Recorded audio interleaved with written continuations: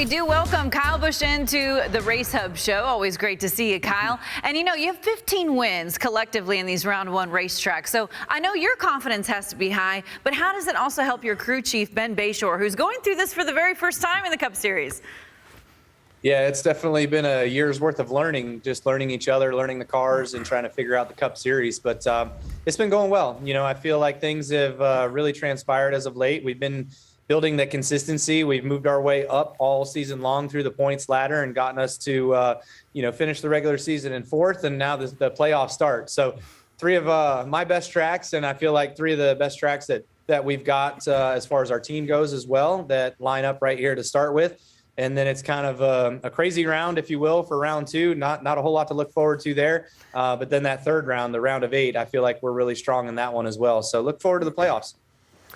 So, Kyle, you've had a great season so far, and you're one of the guys that I've seen that's been able to beat the Hendrick cars straight up without any problem. So how do you think about going in the playoffs? What do you think? How do you feel about that, where you can beat those guys, also not beat yourself to get from round to round? Yeah, I mean, I think that's kind of one of the things, though, is I do feel they're still a little bit ahead. They're a step ahead, whatever it might be. And, you know, when we ran with them at Pocono, we had to be perfect, and we were perfect there. I felt like our car was awesome, car was fast, drove good, felt good, everything. And we were able to compete with them, and we ended up beating them. I mean, we were right there with them. It was toe-to-toe. But I wouldn't say that we had anything above those guys. So that's what's hard for us, is the box that we're working in is so small that our opportunity to be able to go out in these races and be perfect is really hard to do. But if we can be perfect, we can compete with them. So we'd love to be able to widen that box, have a little bit faster race car, and, we'll keep working at that as the year still progresses. So, Kyle, I'm going to discount Daytona on Saturday night and look at the 15 races before this race at Daytona the other night.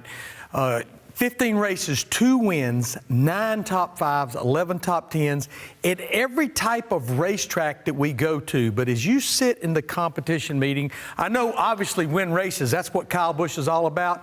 But is there one thing that just jumps off the page that you guys know you're going to have to be better at or improve to get into these playoffs once you go up against all these other drivers?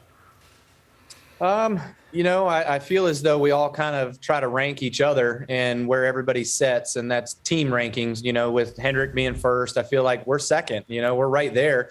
But it's a matter, you're racing against, 3 or 4 Hendrick cars every week that are right there that are fast. And then it's us, so by the time you get to the third best group, now you're talking about 9th, 10th best on the day. So any given team, though, can hit it on a weekend where they can be fast and put themselves in a spot to be able to go out there, contend and win. And when you win, you knock yourself into the next round. So you might be able to get a couple surprise guys like you saw at New Hampshire with Almirola, who if he wins one of these first 3, that would be a surprise guy that you wouldn't think would make it to the next round, but does. So that's going to eliminate somebody that you might not expect to eliminate. So anything can happen. You just always have to be ready for that. Kyle, I follow along with you, of course, on social media. Keep up with your racing with Brexton, hanging out with your wife, of course. Do you want to continue doing all those things over the next 10 weeks and keeping yourself really busy outside the car? Do you like that, having distractions?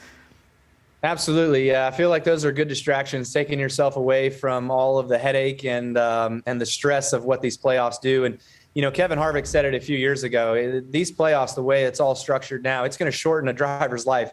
I agree with that. He's right. It's definitely stressful. And especially as you get down into the round of 8 and then, of course, the championship 4, I mean, those 4 weeks are just hell, if you will. But it's what we all strive for. It's what we all want. And it's what we all know that we have to go through and endure in order to become champion at the end of the day. So it's worth it at the end of the day when you're able to hold up that trophy at the end of that Homestead/Phoenix race.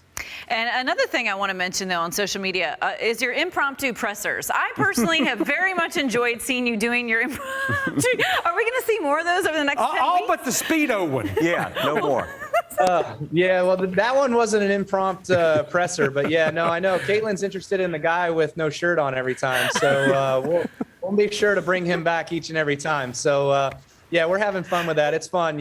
Look, I was sitting at dinner, literally my phone was sitting on the table and I saw it flash up and it said ESPN, notification. Kyle Busch joins 23XI Racing. And right there, we were at dinner with the same group of people that we were in the Bahamas with. And I was like, presser, we got to have a presser right now. Let's do it. Line it up. And so everybody in the restaurant was just looking at us like we were crazy. And we didn't know what the heck we were doing, but it's fun. It's good times. It is a good time. We love following along with you, of course, on social media. Hey, it's great to hear from you, and best of luck to you, of course, in the playoffs. For more great NASCAR on Fox content, subscribe to our channel. It's somewhere right around here.